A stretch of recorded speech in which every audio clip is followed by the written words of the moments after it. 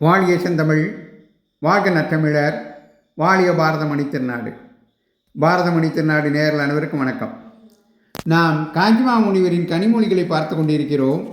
அந்த வரிசையிலே இன்று 167வது பகுதியாக பசும்பால் ஒரு சத்வ குணம் தரும் உணவு என்ற தலைப்பிலே காஞ்சிமா முனிவர் ஆற்றியுள்ள கனிமொழிகளை பார்ப்போம். இதிலே ஒரு வேடிக்கை என்னவென்றால், சாக போஜனம் என்பதாக தாவர வர்க்கத்திலிருந்து பெறாமல் ஜீவ ஜந்துக்களிடமிருந்து பெறுகிற ஆகார வகைகள் பொதுவாக சத்துவ குணத்துக்கு ஹானி உண்டாக்கி, அதாவது கேடு உண்டாக்கி, ராஜச தாமச குணங்களை விருத்தி செய்வதாகவே இருக்கும்.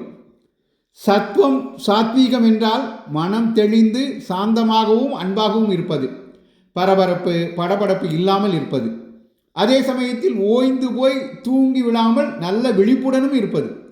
ரஜஸ் ராசசம் என்றால் காம குரோதாதி மோதல்களில் துடித்து கொண்டு பரபர படபட என்று பறப்பது.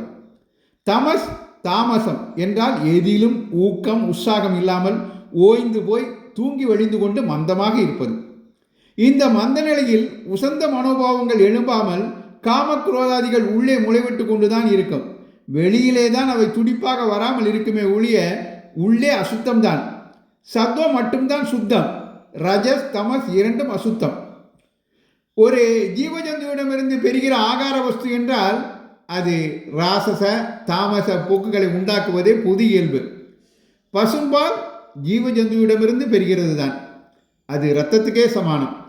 அப்படிப்பட்ட ஒன்றை ஆகாரம் பண்ணுவது சத்வ குண அபிவிருத்திக்கு ஹானி உண்டாக்குவதாக இருக்கும் என்பதோடு அகிம்சா போஜனத்துக்கும் விரோதமாக தோன்றுகிறது.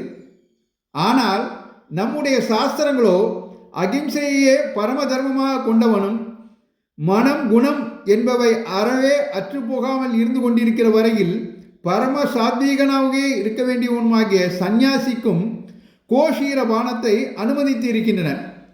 இரத்த மாம்சம் என்றே தள்ளத்தக்க ஒன்றும் பரம பரிசுத்தத்தை உண்டாக்குவதாக பசுவிடம் இருக்கிறது என்றால் அந்த கோமாதா, அந்த பசு எப்பேற்பட்ட தெய்வத்தன்மை பெற்றதாக இருக்க வேண்டும் என்று வினா எழுப்பி பசும்பால் சத்வகுணத்தை வளர்க்கும் ஒரு உணவு என்று பரிந்துரைக்கிறார் காஞ்சிமா முனிவர். காஞ்சிமா முனிவரின் கனிமொழிகளை தொடர்ந்து கேட்க பாரதமணி திருநாடு சேனலை பின்தொடருங்கள் என்று உங்களை அன்போடு கேட்டுக்கொண்டு விடைபெறுகிறேன். நன்றி, வணக்கம், ஜெய்ஹிந்த்.